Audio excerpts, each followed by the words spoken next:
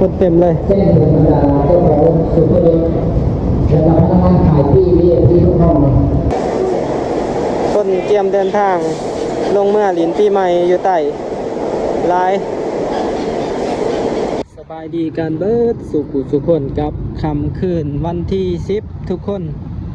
มื้อนี้ก็สิพาทุกคนไปคิวรถสายไต่เนาะไปเบิ่งบรรยากาศการเดินทางกลับบ้านเนาะในช่วงปีใหม่มื้อนี้ก็ถือว่าเป็นมื้อวันที่10หลายๆคนก็เกี่ยมที่จะกลับบ้านผู้ที่มาจากต่างแขวงต่างเมืองมาเฮ็ดเวียกอยู่นครหลวงเวียงจันทน์ก็ถือว่าเดินทางกลับบ้านเริ่มกลับบ้านกันแล้วก็หลายๆบอนก็เริ่มกินเลี้ยงกันทุกคนในมื้อนี้โอ้ทางหน้านี่เป็นธนาคารส่งเสริมกสิกรรมทุกคน APB ปรับปรุงใหม่ตอนนี้ตึกปรับปรุงใหม่เฮ็ดเป็นไฟแสงสีเลยโอ้โหแปลกหูแปลกตา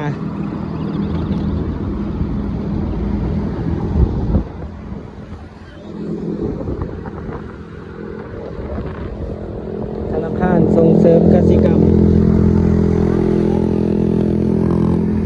มันนี้ก็ได้หลายบอนหลายที่ก็กินเลี้ยงกันแล้วทุกคนคือว่าเริ่มซับซ้อนเนาะการจราจรก็มีทั้งคนเมาและคนบ่เมาขับรถก็ค่อนข้างว่าอันตรายเหมือนต้องได้ระวังเนาะสำหรับผู้ใดที่ขับรถในช่วงนี้เดี๋ยวไปเบิ่งกันอยู่คิวรถสายใต้ทุกคนนี่เฮาไปอยู่ถนนไกรสอน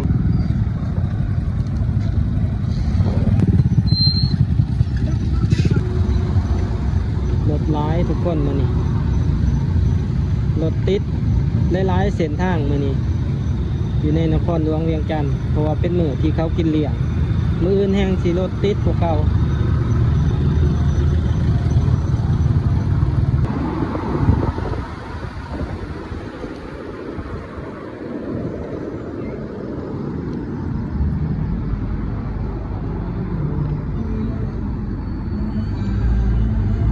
ทั้งหน้าเฮาก็เป็นสี่แยกไฟแดงดงโดกทุกคน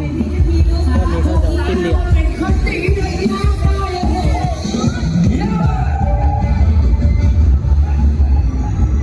เฮาสิเลี้ยวปัวขึ้นทางนี้เนาะขึ้นทางไฟแดงบอนนี้ขึ้นไปคิวรถซ้ายไต่ทุกคน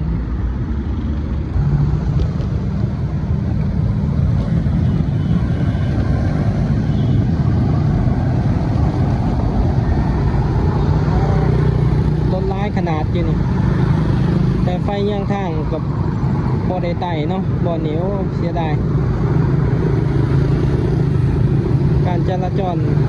ขับค่าหน้าแหนนนี่ค่าหน้าแหนนลาย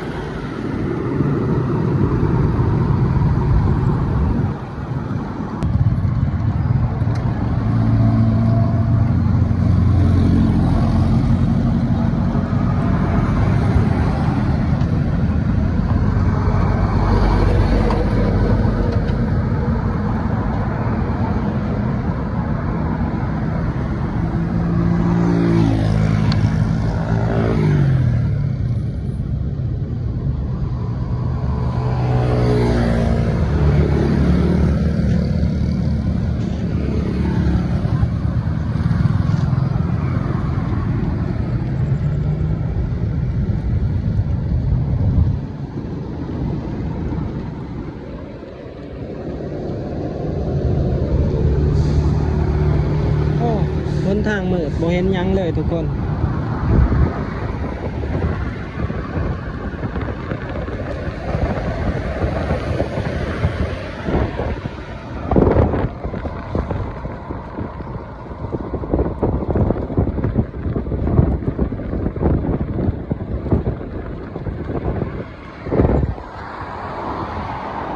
บนทางเส้นทาง450 ปีทางมืดหลาย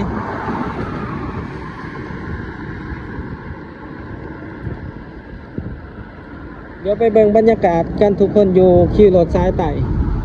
คนสีคือคืนหน้าแหนนซ้ำได้มื้อนี้ สายมือเฮาก็เป็นคิวรถสายไต่ละ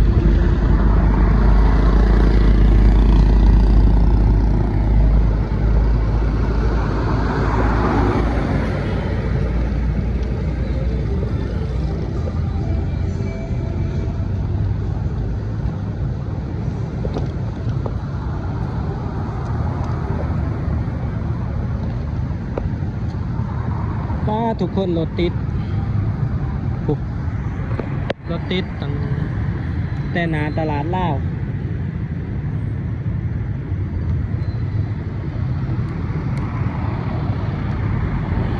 ตั้งแต่หนาตลาดลาวจนถึง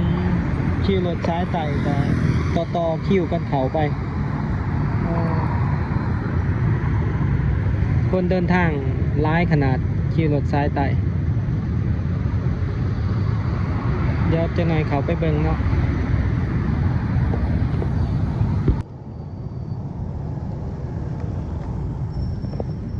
รถเต็มเลยต่อแถวกันเขาไปคิวรถซ้ายไต่ทั้งหนาเอาเป็นห้องหมอแม่คอง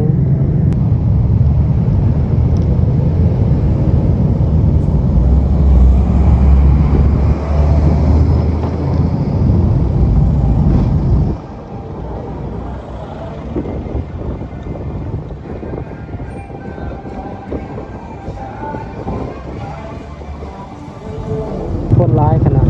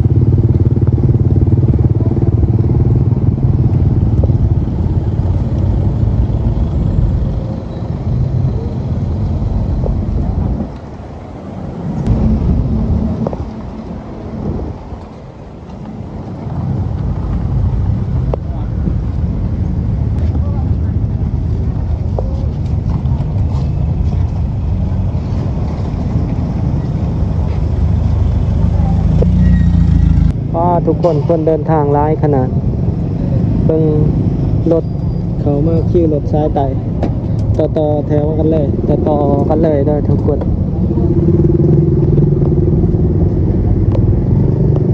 การเดินทางถือว่าคือคลื่นขนาดอยู่ที่คิวรถซ้ายไต่นี่เป็นทางเขาเนาะเป็นทางเขาเราก็มาฝากรถไว้อยู่นี่ออกมาจริงใจปะบอนนี้เป็นรถจักรเขาจะมาจอดส่งงูส่งครูที่จะเดินทางบอแม่นใส่ก็เอาไปฝากเนาะบ่อยากประมาทช่วงปีใหม่รถมันหนักเสียเคยรถเสียช่วงปีใหม่คันหนึ่งละรถเต็มเลยมีบรรยากาศทั้งหน้าคนมาส่งกันเดินทางมานี่หลายเลยเดี๋ยวไปเบิ่งอยู่ในสถานีเบิ่งปีทุกคนบอแม่นไส้ก็คิดว่าจะเดินทางถ้าท่านก็อยากเดินทางประมาณวันที่12-13บ่ว่าสิมีปีหรือบ่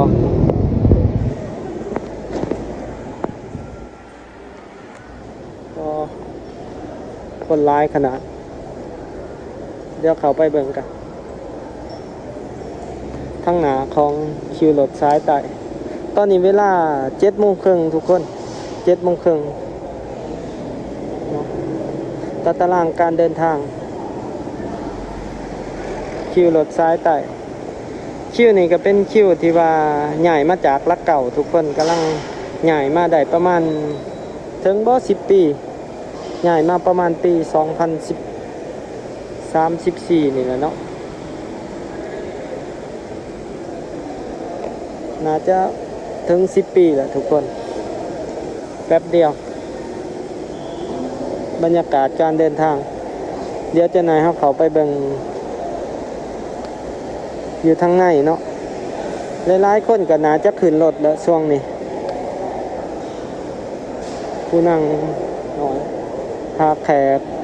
ปากเซ่สวรรณเขต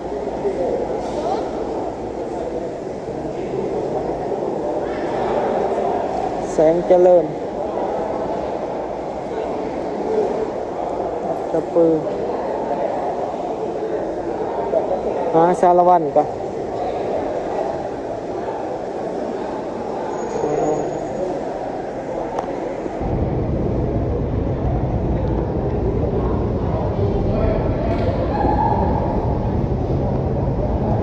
สิมีหลายบริษัทเนาะ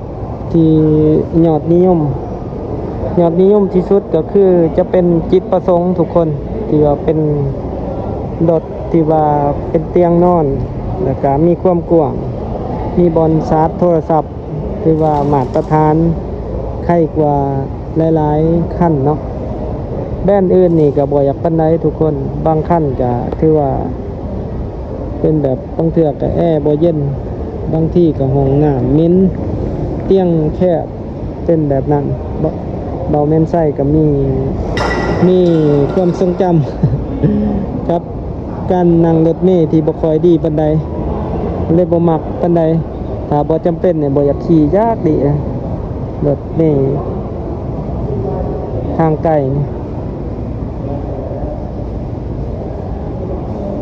ส่วนใหญ่ก็คันบ่ได้รถจิตประสงค์นี่ก็ค่อนข้างว่าอุกใจ เดี๋ยวขอไปหาถามรถสารวันกันทุกคนเราแม่นใส่คิดว่าจะเดินทางไปสารวันเนาะวันที่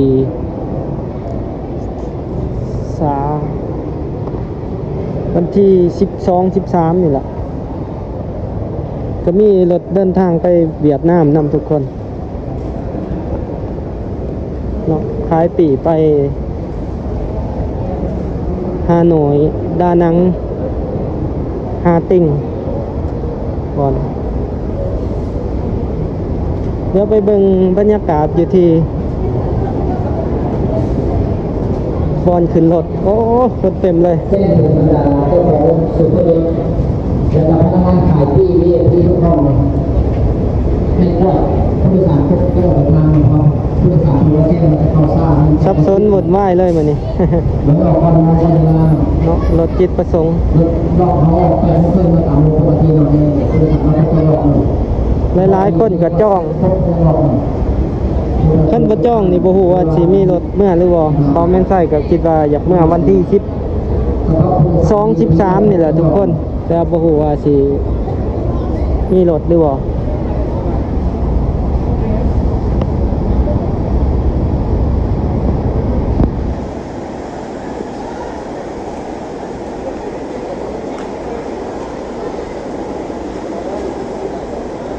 เดี๋ยวย่างเข้าไปเบิ่งแถวรถเนาะมีรถจากไสเนี่ยตัวนี้รถไปปากเซ่สารวันคนหลายขนาด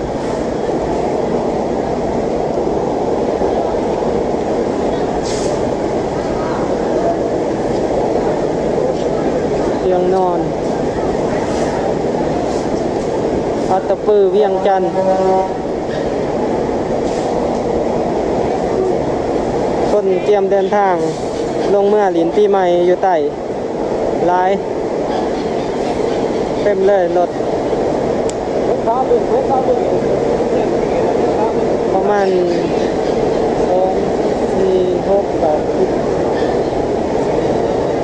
น่าจะบ่ต่ำกว่า50เที่ยวต่อมื้อทุกคน50-60เที่ยว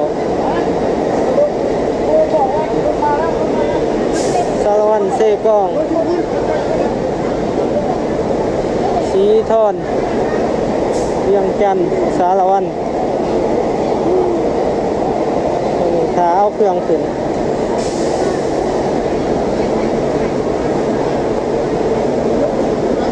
เต็มเลย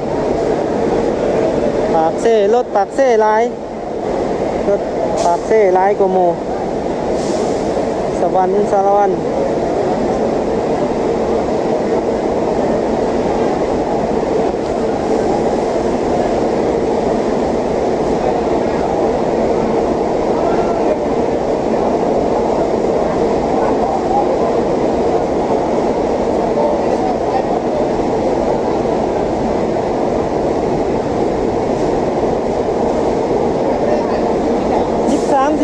ก็มีรถตลอดบ่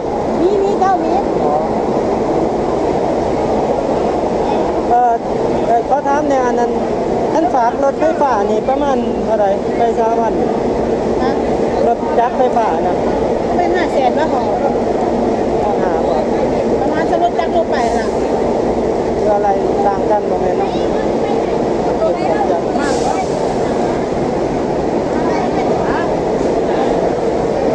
หลายเดี๋ยวยางไปเบิ่งโซนนั่นทุกคน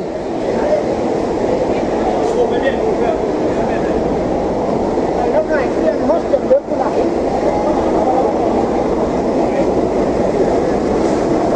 โอ้สับสนเต็มเลยแต่ละบอล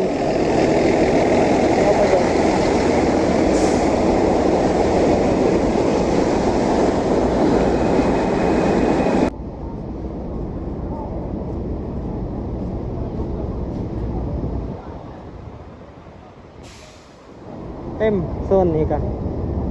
รถไฟเสียงขวางทางนั้นเป็น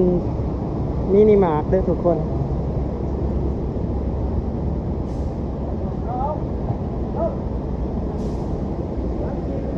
เวียงจันทน์อัตตปือ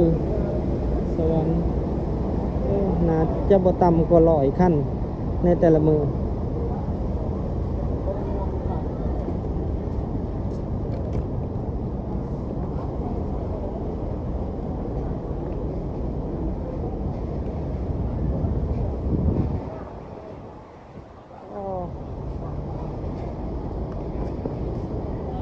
คนร้ายขนาดทุกคน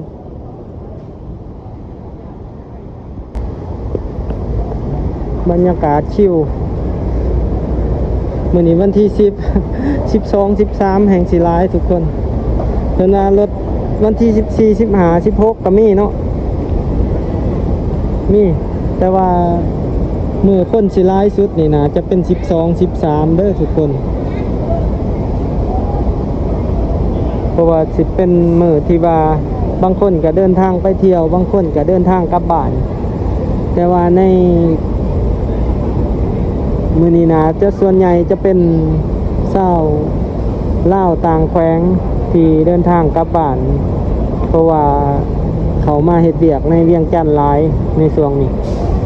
เพราะว่าเวียงจันทน์ช่วงนี้ก็มีเวียกให้เฮ็ดหลายอยู่คนก็หลายทุกคนเนาะตอนนี้เวลา8 โมงยังรถก็สิออกอยู่ประมาณ8 โมงครึ่งทุกคน8 โมงครึ่งค่ารถลงไปปากเซ่ปากสารวัตรนี่เนาะรถเตียงนอนก็ราคาอยู่ประมาณ300,000-400,000กีบแหละทุกคน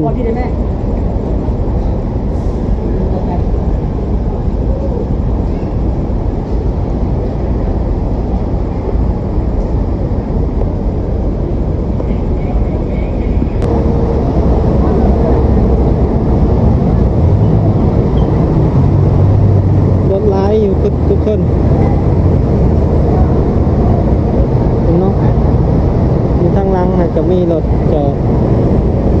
วันนี้เป็นรถที่ว่าเขาคิ้วเนาะเขาจะออกแล้วเขาจะว่ามีรถมาเขาคิ้วอีก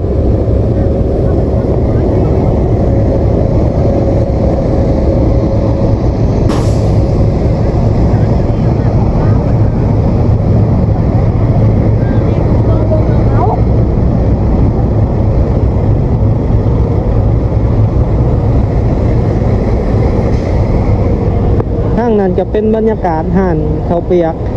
สำหรับผู้ใดที่จะเดินทางก็สามารถมากินเขาก่อนกินเขาเปียกกินเขาเนาะมีอาหารตามสั่งทางนั้น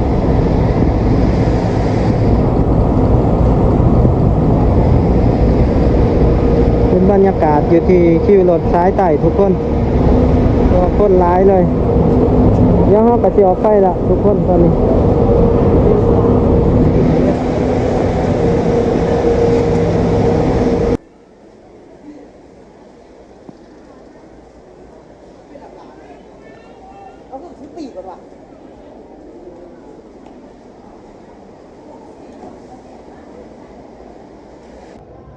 ทุกคนตอนนี้รถกะไก่สิออกแล้วตอนนี้กับ8:10 นาทีทุกคนเฮาก็สิได้ออกเมื่อแล้วเนาะก็สิมีอยู่ประมาณนี้เด้อทุกคนสำหรับการพามาเบิ่งมาชมบรรยากาศอยู่ที่คิวรถสายใต้ การเดินทางในช่วงปีใหม่ถือว่ารถเริ่มบางแล้วเด้ทางออกมากับบางแล้วทุกคน